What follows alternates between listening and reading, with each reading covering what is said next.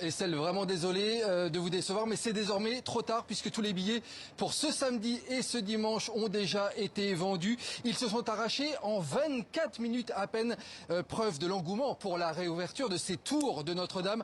Alors vous pourrez bien entendu retenter votre chance pour les jours à venir, mais il faut quand même s'y prendre à l'avance puisque la jauge ici a désormais été réduite à 30 000 personnes par jour. Un conseil, pas besoin de se rendre à Notre-Dame pour acheter ces billets puisque tout se passe désormais en ligne sur Internet.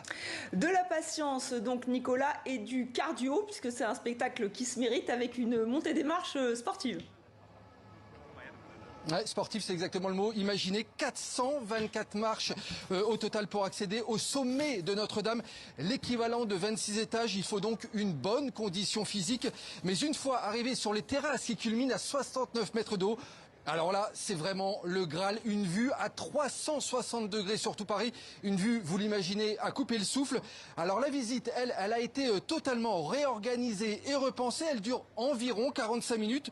On débute par la tour sud avec une montée dans le beffroi. Auparavant, ce beffroi, il n'était pas accessible au public. Un grand escalier en chêne massif a été justement construit pour l'occasion. On découvre ensuite les deux principales cloches de la cathédrale, dont l'une pèse tout de même 13 tonnes. Alors ensuite, on passe par ce que l'on appelle la cour des citernes. La cour des citernes, en fait, elle sépare les deux tours. On découvre la charpente reconstruite, elle qui avait été complètement dévastée par les flammes.